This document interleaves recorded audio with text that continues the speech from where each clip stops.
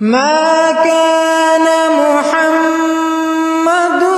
أبا أحد من رجالكم ولكن رسول الله وخاتم النبيين.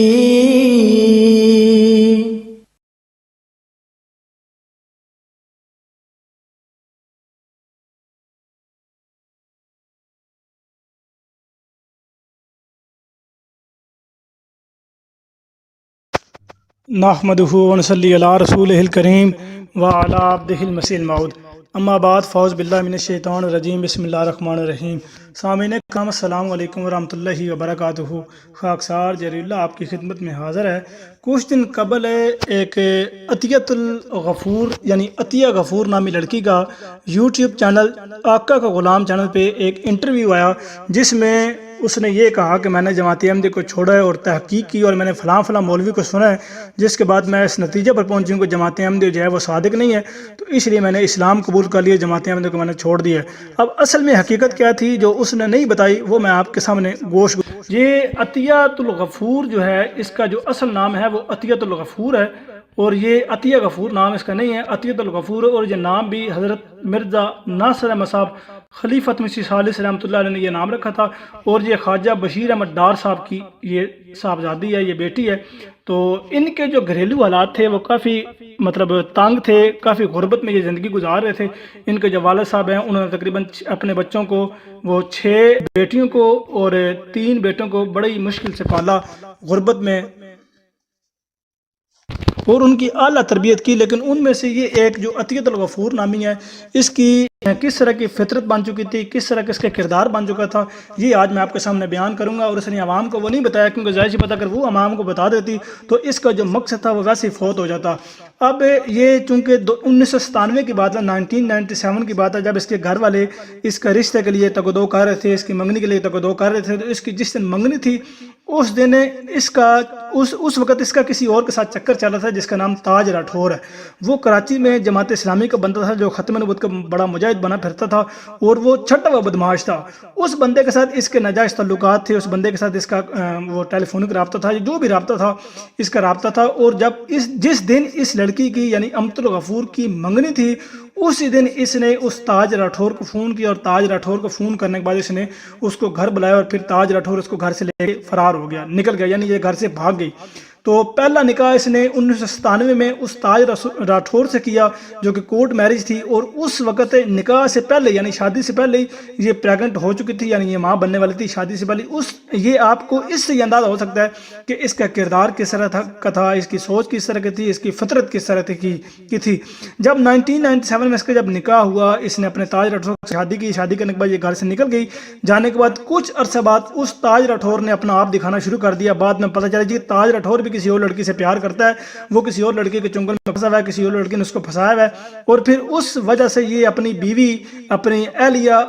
عطیۃ الغفور کے اوپر تشدد کرتا تھا. تو جب یہ تشدد کافی انتہا پر پہنچ گیا تو اس نے وہاں سے فرار ہو کے روا میں اس نے پناہ اختیار کی. واپس اپنے گھر آئی، واپس گھر آ کے اس نے اپنے ماں باپ کو، بہن بھائیوں کو چکنی چپڑی باتیں بتائیں اور کہا کہ جناب مجھے وہ بندہ بڑا تشدد کرتا ہے، میں اس کے ساتھ نہیں رہنا چاہتی. تو اس کے جو والد صاحب تھے، والد صاحب نے اس کی بات پر یقین نہ کیا، یعنی بشیر احمد ڈار صاحب نے، وہ اس کی کسی بات میں نہ آئے. آخری وقت تک انہوں نے اس کو معاف نہ کیا. وہ ایک انتہائی مخلص احمدی تھے، وہ جماعت احمدیہ پر جان کرنے والے تھے. اللہ تعالیٰ ان کی قبر پہ کروڑوں رحمت نازل کرے، اللہ تعالیٰ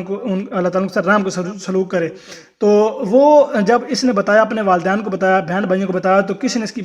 کے والد نے اس کی بات کا یقین نہ کیا. باقی جو ماں تھی، والدہ محترمہ تھی، اور باقی جو بہن بھائی تھے وہ اس کی چکنی چپڑی باتوں میں آ گئے اور انہوں نے اس کو معاف کر دیا اور اس کو اپنے پاس رکھ لیا. اس کو اپنے پاس رکھنے کے بعد اس کی جو دوسری شادی اس کے گھر والوں نے کروائی، 2003 میں کروائی، جو کہ دوسری شادی فیکٹری ایریا کا بندہ ہے مبشر والا صاحب، وہ 2003 میں اس کی شادی کرائی. اور وہ کافی عمر رسیدہ شخص تھے، کافی ان کی عمر تھی. اور ان کی پہلی بیوی اور پہلے جو بچے تھے وہ جرمنی میں تھے، اور وہ جرمنی میں مبشر صاحب جرمنی میں اس لیے نہیں جا سکے کہ ان کے جو والدین تھے وہ کافی بزرگ تھے. تو اس لیے وہ اپنے والدین کی خدمت کرتے رہے، اپنے روا میں فیکٹری میں خدمت کرتے رہے، وہ جرمنی نہ جا سکے. تو جب اس کی شادی ان سے کروائی گئی تو اس نے بھی اس والدین کی، یعنی وہ مبشر صاحب کے جو والدین ان کی کافی خدمت کی، کیونکہ جو بات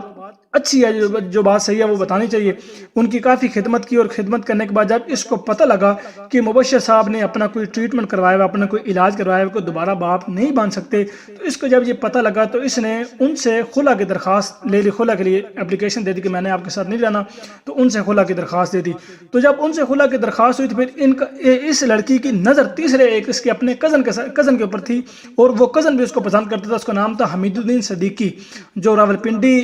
کسرا اٹک میں رہتا تھا اور رہائشی تھا. 2006 میں اس کی تیسری شادی اس احمدی کے ساتھ ہوئی، اور اس احمدی سے اس لڑکی کی ایک بیٹی اور ایک بیٹا ہوا. اور پھر بعد میں اس نے اپنے گھر والوں سے کافی امداد دی، جس کے وہ بھائی تھے ان سے کافی پیسے لیے، جو کینیڈا میں اور دوسری جگہ پہ رہتے ہیں، ان سے کافی پیسوں کی مدد لیتی رہی، اور اس سے اپنے گھر کے سرکٹ کام کرتی رہی. تو بعد میں جب اس نے یہ پاکستان سے موو ہوئی، سری لنکا چلی گئی. سری لنکا جا کے اس نے کیس دائر کیا. اس نے کہا کہ مجھے پاکستان میں بڑا خطرہ ہے. جماعت احمدیہ کا نام لے کے اس نے کیس دائر کیا، پاکستان میں ہماری کمیونٹی کو بڑا خطرہ ہے، ہماری جان کو خطرہ ہوتا ہے، ہم وہاں پہ سیف نہیں ہے، تو اس لیے ہم یہاں پہ آئے اور ہم نے آگے یہاں موو ہونا ہے، تو اس لیے ہمارا کیس لیا جائے. تو اس نام پہ اس نے کیس لیا. اور اس سے پہلے میں یہ بتاؤں کہ جب یہ روا میں اس کی شادی حمید الدین صاحب سے ہوئی، تو حمید الدین صاحب کی جو والدہ تھی وہ اس کو یعنی یہ عطیت الغفور کو اچھا نہیں سمجھتی تھی، کیونکہ انہوں نے بنب لیا تھا، انہوں نے بھانپ لیا تھا کہ یہ لڑکی جو ہے اس کا کردار اچھا نہیں ہے. یہ تیسری شادی ہونے کے باوجود بھی اور لوگوں پہ ڈورے ڈالتی تھی. اس کے ناجائز تعلقات تھے روا میں غیر احمدیوں کے ساتھ، جو شاہ تھے ان کے ساتھ اس کے یہ ناجائز تعلقات تھے. اور یہ بات جو میں ہے یہ الفیہ بات بیان کر رہا ہوں، میں اس کے ثبوت بھی پیش کر سکتا ہوں. اگر اس کو یہ لگتا ہے کہ میں یہ غلط بیان نہیں کر رہا ہوں، یہ جھوٹ بول رہا ہوں، اس کو چاہیے کہ ایک ایسی ویڈیو ریکارڈ کرے، اسی پلیٹ فارم سے بے شک کرے، اور کہے کہ میں خدا تعالیٰ کو حاضر ناظر جان کے یہ بات بیان کرتی ہوں، قسم کھا کے یہ بات کہتی ہوں کہ جریلوں نے جو بات کی ہے وہ بالکل 100% جھوٹ ہے. اس میں کسی قسم کی سچائی کا کوئی عنصر نہیں ہے، کوئی کسی قسم کی سچائی نہیں ہے، کوئی کسی قسم کی صداقت نہیں ہے. اچھا، تو اس کے اس وقت بھی روا میں جو غیر احمدیوں سے اس کے ناجائز تعلقات تھے، اور اس کے گواہ بھی موجود جنہوں نے خود دیکھا. اچھا، اس کے بعد پھر جب یہ سری لنکا موو ہوئی، تو سری لنکا موو ہونے کے بعد اس کی اپنے حمید الدین صدیقی سے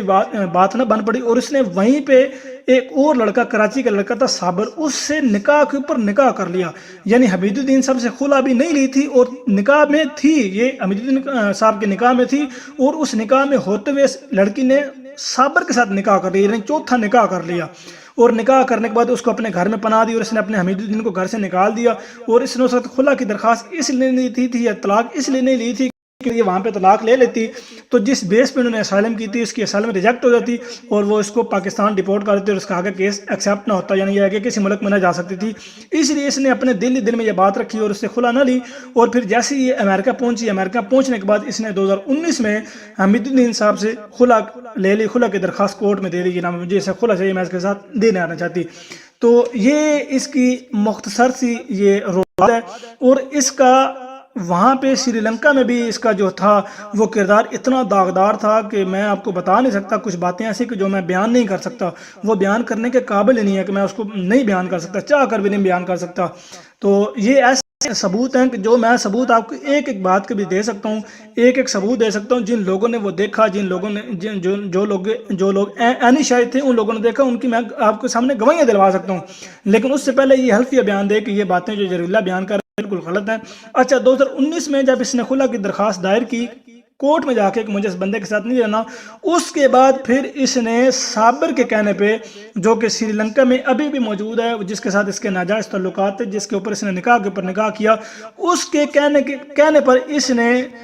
جماعت احمدیہ کو چھوڑا، کیونکہ اس نے کہا تھا کہ تم جماعت کو چھوڑ دو، احمدیت کو چھوڑ دو. تو اس کے بیان کے بعد، اس کے کہنے پر اس نے پھر جماعت احمدیہ کو جو ہے وہ اعلانیہ طور پہ جماعت احمدیہ کو چھوڑ دیا. اور پھر بعد میں سوشل میڈیا پہ اور لوگوں کو یہ باور کروایا، یہ ان کو بتایا کہ جی میں نے جماعت کو تحقیق کر کے چھوڑا، جماعت میں یہ ظلم ہوتا تھا، جماعت میں یہ چیز ہوتی تھی، یہ خرابی تھی، میں نے یہ پڑھا، یہ عقائد و نظریات جماعت کے خلاف تھے، یہ قرآن و حدیث کے خلاف تھے، اس وجہ سے میں نے جماعت کو چھوڑا. اور پھر یہ ان مولویوں نے اس سے کلوایا جی میں نے مولوی مبشر کی یہ آقا کا غلام چینل ہے، اور 2-3 اور چینلز کا بندوں کا نام لیے، احمد رضا کا نام لیا، ان کی میں نے ویڈیو سنی ہے، ان کے میں نے نام سنے ہیں، تو ان کے بیانات سنی ہیں، جس کی وجہ سے میں نے بعد میں جماعت احمدیہ کو چھوڑ کے اسلام قبول کر لیے، جو کہ صرف اور صرف ایک جھوٹی اور بے بنیاد بات ہے. اب مجھے اتنی حیرانگی ہوتی ہے کہ جس کا اپنا جو کردار ہے وہ اتنا داغدار ہے، جس کی اپنی فطرت اتنی گھٹیا اور اتنی منحوس فطرت ہے، وہ کس منہ سے جماعت احمدیہ پر الزام لگاتی ہے، اپنا آپ چھپا کے، اپنا کردار چھپا کے، اپنا جو سارے داغ ہیں اس کو چھپا کے جماعت احمدیہ پہ وہ بلیم لگاتی ہے کہ جی جماعت احمدیہ میں ایسے ایسے عقائد ہیں، جماعت احمدیہ میں ایسے ایسے کام ہوتے ہیں، روا میں ایسے ایسے کام ہوتے ہیں۔ روا کے بارے میں اس نے بڑی فوش زبان استعمال کی ہے، ماسٹر عبدالقدوس صاحب کے متعلق اس نے بڑی فوش زبان استعمال کی ہے، اس کے علاوہ اور دیگر عہدیداران کے متعلق فوج زبان استعمال کی، حالانکہ یہ جماعت کرنے کے لیے رابطے کیے۔ اور پھر اس نے ایک جماعتی عہدیدار ہیں، بڑے کافی مطلب مشہور و معروف، وہ مناظر بھی ہیں، مربی بھی ہیں، ان کے ساتھ اس نے ان کو یہ ریکویسٹ کی کہ جی میرے حالات گھر کے بڑے خراب ہیں، تو آپ اس طرح کریں کہ جو میرے میاں ہیں حمید الدین، ان کو آپ فضل عمر میں کوئی نوکری دلوا دیں۔ تو پھر انہوں نے فضل عمر میں اس کو ڈرائیور کی نوکری دلوائی۔ میں ان بندے کا نام، مربی صاحب کا نام تو نہیں لینا چاہتا، تو وہ روا میں فضل عمر میں ڈرائیور کی نوکری ان کو دلوائی۔ اور پھر بعد میں انہی عہدیداران کے متعلق اس نے زبان درازی کی، یعنی کہ جس تھالی میں کھایا اسی میں چھید کیا۔ اور اس کا جو نام ہے عطیۃ الغفور، یہ مرزا ناصر احمد صاحب خلیفۃ مسیح ثالث رحمۃ اللہ نے رکھا تھا، اور یہ اس نے جو اسائلم لی ہے وہ بھی سری لنکا میں جماعت احمدیہ کا نام لیتے ہوئے اس نے یہ اسائلم لی ہے۔ اگر یہ خود کو اتنی مسلمان سمجھتی ہے، کہتی ہے میں مسلمان ہو گئی ہوں، حالانکہ اس کو یہ پتہ نہیں ہے کہ جماعت احمدی حقیقی مسلمان الحمدللہ وہی ٹرو اسلام ہے۔ تو سب سے پہلے تو یہ اپنا نام چینج کرنا جو حضرت مرزا ناصر احمد صاحب خلیفہ ثالث نے رکھا ہے، اور اس کے بعد پھر جس نام پر اس نے اسالم لی اور جس نام کی وجہ سے یہ امریکہ پہنچی ہے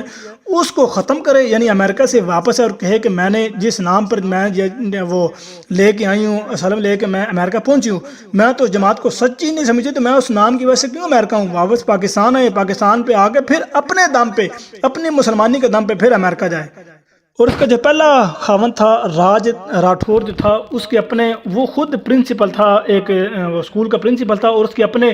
دوسرے لڑکیوں کے ساتھ، اپنے اسٹوڈنٹ کے ساتھ وہ جو تھے وہ ناجائز تعلقات تھے۔ اور اس کا جو رابطہ اس کے ساتھ ہوا، وہ چونکہ ان کو ٹیوشن پڑھاتا تھا تو اس لیے اس نے اس پہ ڈورے ڈالنے شروع کی، اور اس نے بھی اس پہ ڈورے ڈالنے شروع کیے، تو بعد میں یہ معاملہ یہاں تک پہنچا کہ یہ گھر سے فرار ہو گئے۔ اور پھر آخر میں انتہائی نتیجے پہ اخیر پہ پہنچ گئی تو اس نے پھر یہ اعلان کر دی کہ میں سچی پکی پیڈی مسلمان ہوتی ہوں، ختم نبوت کی مجاہدہ بنتی ہوں۔ تو یہ اس کا حال ہے، یہ اس کا کردار ہے، یہ اس کی فطرت ہے، یہ اس کی سوچ ہے جو اس نے عوام الناس کو نہیں بتائی۔ اب یہ اس پر یہ اب ہے کہ یہ اب قسم کھائے اور یہ حلفیہ بیان دے کہ جو میں نے یہ باتیں کی ہیں یہ بالکل غلط ہیں، بے بنیاد ہیں، ان کا حقیقت سے کوئی تعلق نہیں ہے، اور یہ ذمہ داری یہ آقا کا غلام چینل پر بھی آتی ہے کہ وہ اس کو پکڑے کہ تم حلفیہ بیان دو کہ کیا یہ باتیں درست نہیں جلیلہ نے کی ہیں۔ لیکن میں یہ کہتا ہوں کہ یہ کبھی بھی اس طرف نہیں آئیں گے، اور اگر یہ